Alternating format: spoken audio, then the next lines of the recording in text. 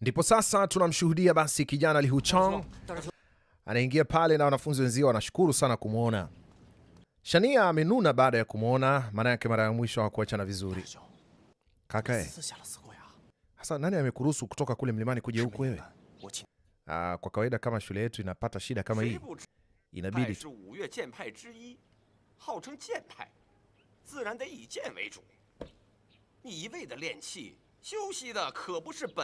taarifa tulionayo kiongozi ni kwamba wewe umekuwa ukiwafundisha wanafunzi wako si tu mazoezi au ujuzi wa kupigana martial art, kuna nguvu inasemekana kuwa unazitumia. Na hii basi kutokana na kwamba imekuwa ni kitu ambacho imethibitika, inabidi tuchukue nafasi hii na ili eneo.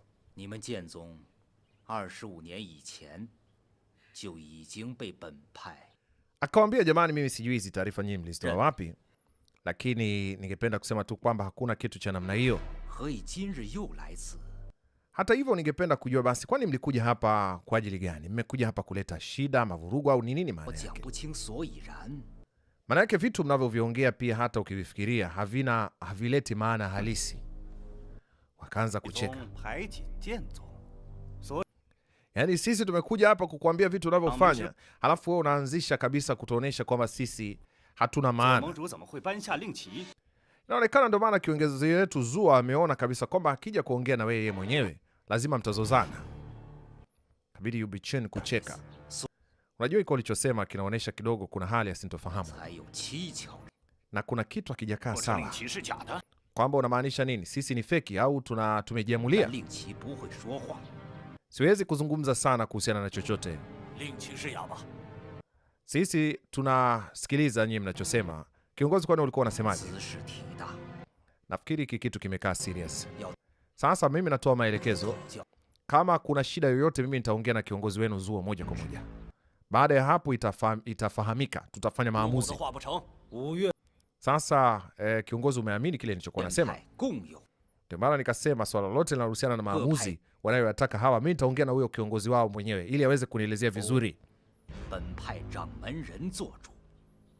Ikiwa anataka kuwa kiongozi katika shule yangu nijue.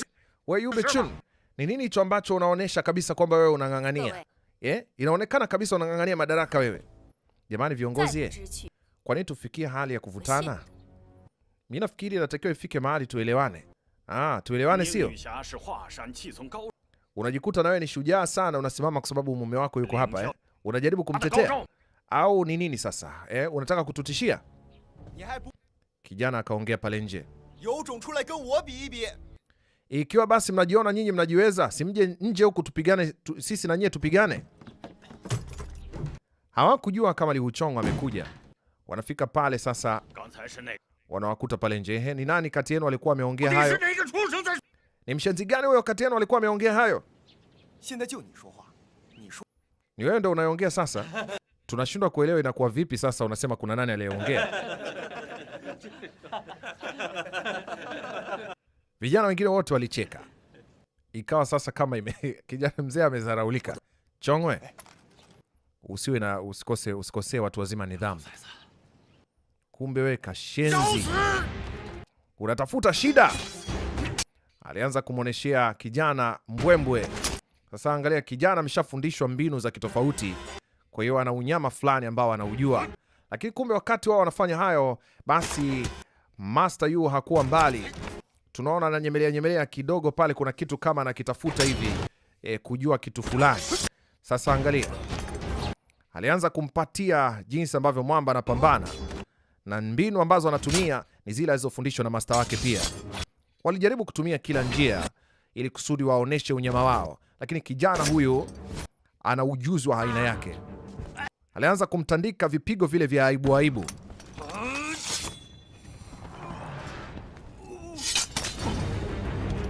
Sasa anatua, upanga unafunikwa. Hii yote alikuwa amempiga mkwala kumwonesha tu kwamba kama nitaka kumalizana na wewe nikisha kumaliza. Basi unaambiwa vijana wengine wote walichekelea sana. Ilikuwa ni aibu kwa mshua ambaye amepambana naye. Kumbuka yeye ni mwanafunzi tu. Chongwe, sasa naomba nenda kamwombe radhi mzee pale. Nenda kamwombe radhi. Kiongozi Cheng. Naomba tusahau yale yaliyotokea. Kitendo cha kusogea pale, alipigwa shambulizi moja sio la kawaida. Ndio hii nimesema tutakuwa tunaiita amepigwa mkono, kwa sababu hii kwa Kiingereza wanaita heart crushing palm. Ni style ambayo wanaitumia sana upande wa shule ya Mlima Song. Kitendo cha mwalimu wake kumwambia akaombe radhi imemponza hii. Angalia kitu alichofanya. Na hapo amekuwa akipigwa mara kwa mara kwa style hiyo, na inasababisha majeraha katika mwili wake sasa kwa kadri siku zinavyozidi kwenda. Sasa angalia, uzuri ni kwamba wanatokea wale 4 Immortals ambao mara ya kwanza waliwahi kumsaidia kijana Li Wuchang, na wote tunakumbuka kilichotokea. Sasa wamekuja kuisaidia familia hii ya Yu Buchen ambayo basi ilikuwa imekumbwa na huu mzaha wa hawa wajinga ambao wamekuja kuleta shida. Nyinyi kwa nini mko hapa? Basi walimchukua kijana wao wakasepa naye. Maana yake ni kwamba lazima kijana akatibiwe. Wakasepa naye. Tunamwona baada ya kusepa naye pale tumempata Master Yu Chunghai akiwa ameona wakati wameondoka naye na wakakimbia pamoja naye. Wale jamaa wanne wanaonekana wanatumia nguvu sio za kawaida. Wewe Yu Buchen. Kwa hiyo kumbe wanashirikiana na vikundi ambavyo vinafanya uhalifu Yu Buchen akawaangalia. Naomba usijaribu kuzungumza kinyume na kile ambacho kinaendelea. Wote mmeona hapa kijana wangu akitekwa mbele za macho yangu. Kwa nini nisiseme kwamba nyie ndo mmeandaa haya? Akasema sasa ifikie mahali tuelewane kitu kimoja. Kwanza kwamba inataka kuniambia kwamba yani kwa wewe unataka kutukatalia kwamba wewe hauhusiki na chochote wakati tumeona wazi kwamba hapa tumeona wazi kila kitu kinachoendelea hapa. Hebu tuelewane kitu kimoja. Kama tunaelewana lugha basi ni sawa. Tuelewane kitu kimoja.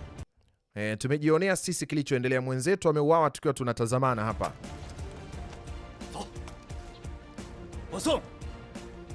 Sasa wakati wamemfunika mwenzao pale, kumbuka walikuja kama wajumbe envoys ambao wametumwa na Master Zuo au Lord Zuo, na kilichotokea ndio hicho.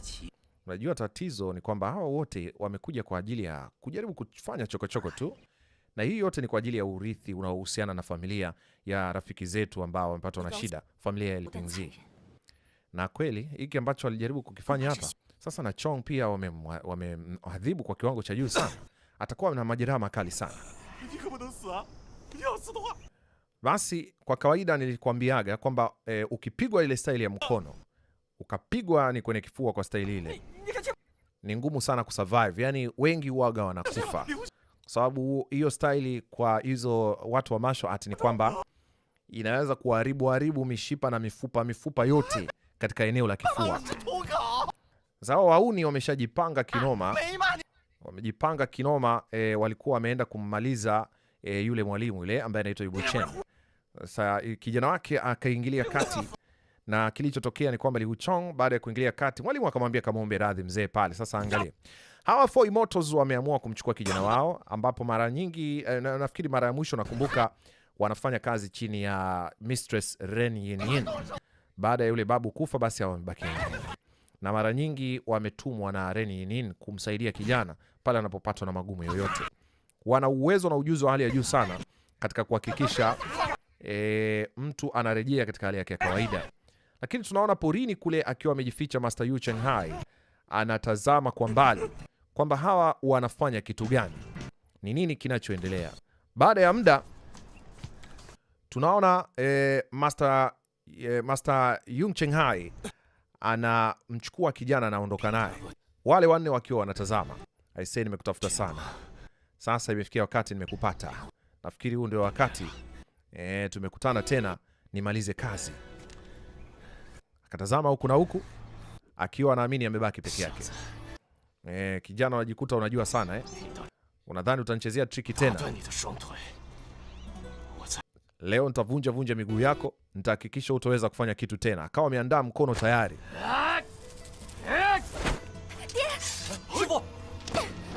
Sasa angalia, kijana alikuwa ndio anamalizika. Ndio sasa kwa bahati nzuri Master T akiwa pamoja na baba yake, Master T ambaye amepewa jina jipya, nafikiri utakumbuka ana jina jipya sasa hivi, jina la ajabu kinoma ambalo wamepewa, wanamuita Bukebuji, akiwa pamoja na Yilin pamoja na baba yao au baba yake Yilin. wakaenda kumwokoa kijana Li Hongchu. Na hii imetokea kama bahati tu. Baba, hebu angalia, uone kama ili swala la mtu uhai wake na kifo. Hebu msaidie kwanza bwana. Sasa mimi kwa kumfu yangu huyo siwezi, sijui kama nitaweza kumsaidia eti akae sawa. Basi huku na huku mzee akaamua basi atamsaidia kwanza, amjaze nguvu ili kusudi akae sawa. Sasa usisahau pia kwamba kijana ndani ya mwili wake kuna sumu fulani inaitwa ice poison. Na huyu mzee alizisensi zile sumu, akisema ndani ya mwili wake kuna nguvu 7 zinatembea.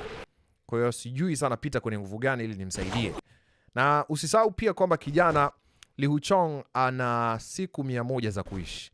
Tulisikia kutoka kwa yule mzee mganga akisema kwamba ana siku 100 za kuishi, na kama ikiwezekana mganga apewe muda ili aweze kusoma jinsi gani atakavyoweza kumsaidia kijana, yani kumsaidia Li Hongchu. Sasa walianza kujaribu kumsaidia ili apate nguvu tena, kwa sababu mapigo ambayo anapigwa kila wakati katika kifua chake yanaendelea kummaliza, yanachochea sumu ndani yake, lakini yanaendelea kummaliza. Ni ngumu sana kwa mtu kusurvive baada ya kupigwa mapigo ya design ile.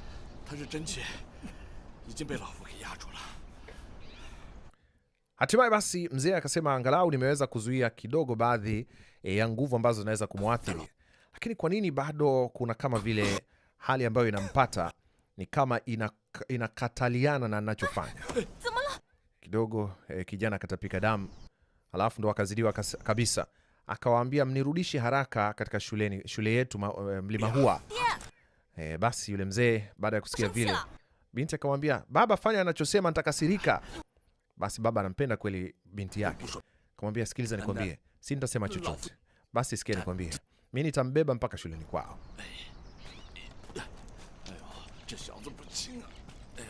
Huyu kijana ni mzito, mzee anasema.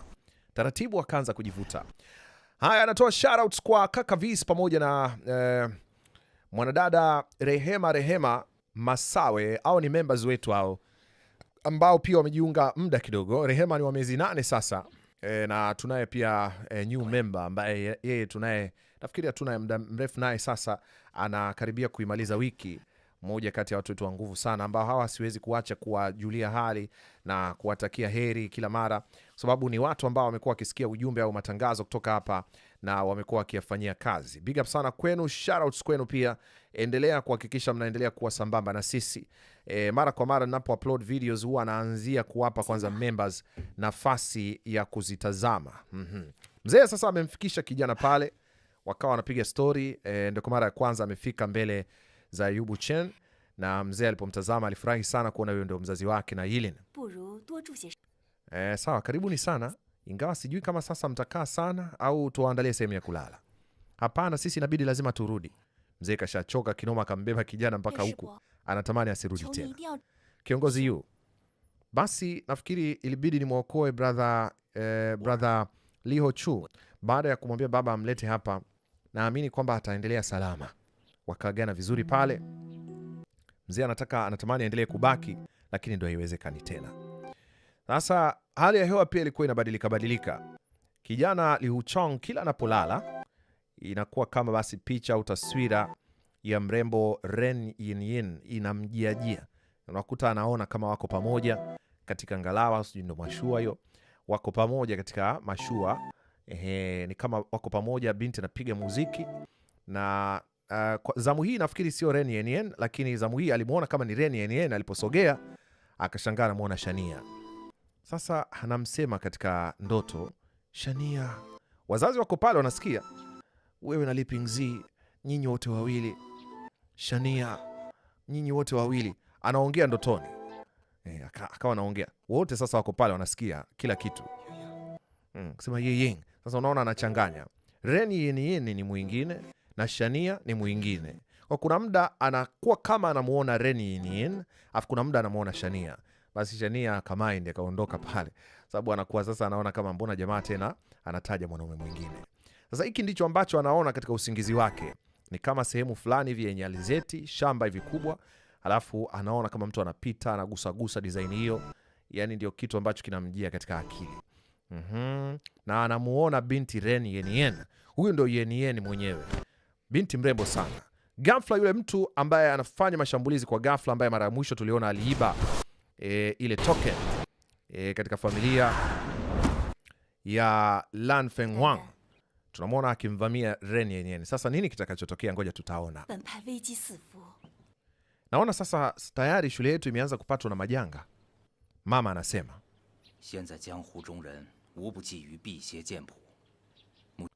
nafikiri kati ya wale wote niliowaona, sijaona kati ya wale mwenye tamaa ya urithi wa upanga ambao umeachwa kama hazina kwa familia ya Lin.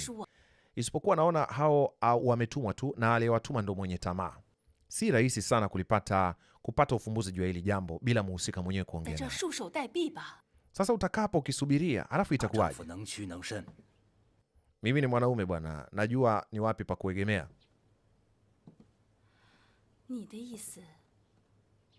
Una maana kwamba tunabidi tutoroke au?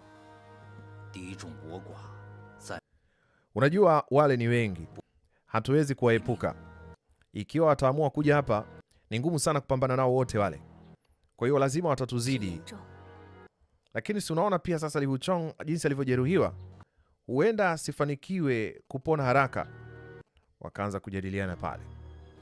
Mama anamtazama Ticha namna hii, anaona da, ina maana tushaingia kwenye 18 za wauni, na vile tena mwenzao mmoja aliuawa baada ya kutumwa, linaweza kuja jeshi kubwa sana wakati wowote hapa. Kwa hiyo unataka kumwacha mtoto hapa Li Huchong, umwache peke yake hapa? Sasa kwa hali aliyonayo, tutawezaje kuondoka naye katika safari ya haraka haraka kwa ghafla tujajiandaa? Tukisafiri naye kwa lisaa tu, si anaweza akafia njiani? Kwa hiyo sasa wanaitanaga kaka dada. Kwa hiyo kaka, unataka kusemaje sasa? Chong kweli tunamwacha? Na ulimwacha kipindi chote hicho akiwa anafanya mazoezi peke yake, leo tena tunamwacha? Ticha akafikiria sana. Nataka nikwambie huyu Chong ni kijana wangu kabisa. Kama jinsi unavyompenda wewe, na mimi nampenda hivyo hivyo Li Huchong. Na nitahakikisha basi namwachia ule urithi wa kile kitu ambacho nafikiria kitafaa kwa yeye kuendeleza hapa. Na kwa jinsi maadui wamekuwa wakinitafuta mimi, hawatafanikiwa kwa sababu hawatajua ni nani aliyenacho kile wanachokitaka wao kwa nguvu.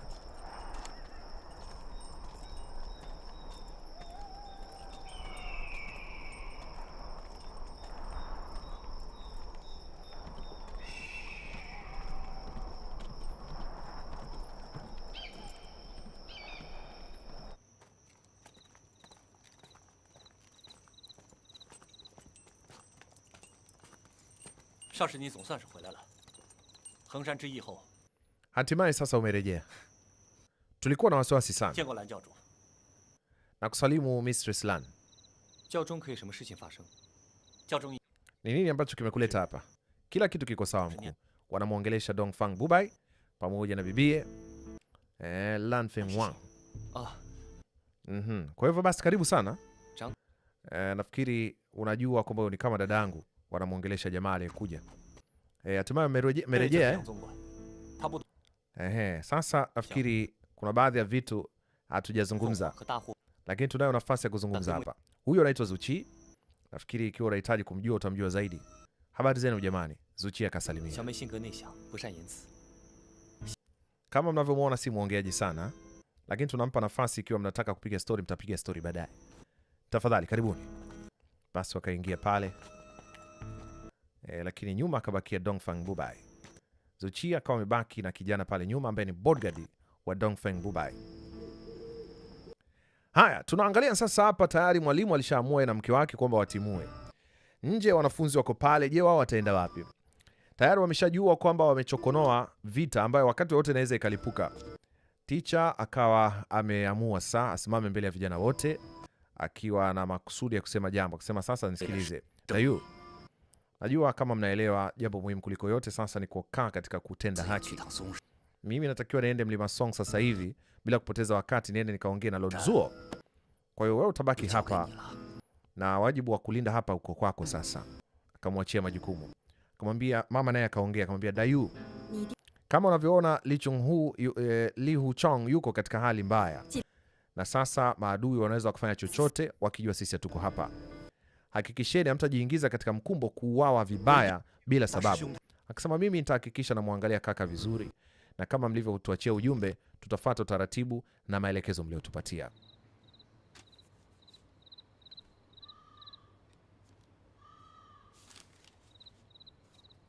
Huyu ndio Dongfei Bubai akiwa basi katika kambi yao. Kidogo alikuwa ashambuliwe, na kwa sababu yuko makini aliweza kudaka shambulizi ya sindano nyembamba sana, ngumu sana kwa mtu mwingine kuelewa. Akakuta Ying Ying ametekwa. Alafu kuna mtu yule ambaye aliwashambulia mara ya kwanza. Nafikiri nyinyi wawili nyinyi mtakuwa mnataka sana kuwa pamoja. Vipi, unataka kumwokoa au utakubaliana na yale nitakayokuambia? Akapewa ishara hapana. Kama mnavyojua, Ying sio mtu ambaye ana shida yoyote. Na watu katika himaya yetu ni watu wanaomheshimu. Sijui nini ambacho basi kinakufanya uje kwa njia hii tena wakati token ulishaichukua. Kuna baadhi ya vitu vingi ambavyo navijua kuhusiana na wewe kuliko unavyofikiria. Yini alisikiliza sauti inayotoka pale. Akajua kwamba huyu kuna namna anadanganya sauti, pengine hata ni mwanamke. Akasema kama unavyoelewa, sijui kama unanielewa, lakini kama unavyoelewa tumeshaelewana. Akasema haya, niambie masharti yako. Kama utaki basi binti huyu Ren Yinyin afe, inabidi unipatie urithi ambao umeachwa katika familia ya Lin. Ni kwa nini anataka urithi huo? Basi bila shaka ni kwa sababu ya kile kijikaratasi kilichoandikwa alichokichukua kama token. Pana ujumbe wazi kabisa unaoeleza kwamba kuna mahusiano fulani ambayo yapo kati ya hao Blackwoods pamoja na upande wa iliyokuwa familia ya upande wa Lin family, kwamba ule urithi wa upanga ule ambao ni hazina iliyoachwa, kuna connection fulani na ile token ambayo iko Blackwoods. Kwa hiyo anaamini kwamba pengine kama token ameipata pale, kuna uwezekano upanga umefichwa katika himaya hiyo. Na sasa tunashangazwa kuona kuna mambo ambayo kama ujumbe hivi ambao uliachwa kwa Li Huchong. Aliachiwa ujumbe fulani ambao anatakiwa kumpatia Li Pingzi, na familia yake ilimwachia ujumbe huo. Yani baba alimwachia ujumbe akamwambia, nenda mueleze kijana wangu, sawa bwana, muelezee kwamba babu zetu au wazee wetu walituachia hazina, na hazina hiyo iko katika nyumba yetu ya zamani. Sasa sijui ni nyumba gani, lakini kwa haraka haraka inaonekana kama kuna mtu anataka kuwahi kabla au mapema zaidi katika kufanya tukio la kwenda kujimilikisha hiyo silaha. Mapema tu, wakati hizi familia zingine zikitoana roho kama kina Lord Zuo ambao sasa unaona wanaweza kutuma watu kufanya mashambulizi katika familia ya heshima kama ya Master Yu Buchen pamoja na mkewe. Unaweza kuona kuna mtu mwingine ambaye bado mpaka sasa ni fumbo, sura yake imefunikwa, hatujui ni nani, anajaribu kufanya kitu fulani ambacho kinabaki kuwa yani ni siri ya hali ya juu sana. Nafikiri tumemaliza hii, bila shaka tutakuwa na episode ya mbele itakayofuata, yani muendelezo. Asante sana kwa muda wako. Tumia muda wako sasa kuvuta pumzi kidogo, alafu tazama muendelezo katika episode inayofuata. Mimi nitaendelea kuwa nawe bado, tuhakikishe kwamba burudani lazima inapatikana kwa wakati, ili wewe na mimi pia tuweze kufurahi na kuenjoy. Mimi naitwa Michael Lukindo, Mr. Informer. Zingatia subscribe, hakikisha una comment, una like pamoja na kushare. Natoa shoutout kwa kila mtu atakayeandika comment leo. Pengine nikipata muda naweza kuzipitia katika episode inayofuata. Na kukumbusha, join membership. Nenda katika sehemu ya profile ya channel hii, alafu baada ya hapo bonyeza ile sehemu iliyoandikwa join. Chagua aina ya kifurushi utakachoona unaweza kujiunga nacho, na unaweza kulipia. Weka njia zako za malipo, kama ni Visa card unatumia ama ni njia zozote za kibenki ama vyovyote unavyojua wewe, alafu lipia mara moja. Baada ya hapo basi wewe unakuwa member moja kwa moja. Utakuwa ni tofauti au ni zaidi ya subscriber wa kawaida, kitu ambacho nakikumbusha mara kwa mara. Asante sana. Ikiwa una uhitaji wa jambo lolote kama vile kununua channel ama kufanya matangazo kwenye channel hii, basi hakikisha unaweza kuwasiliana nami kwa namba ya simu ambayo iko kwenye screen yako.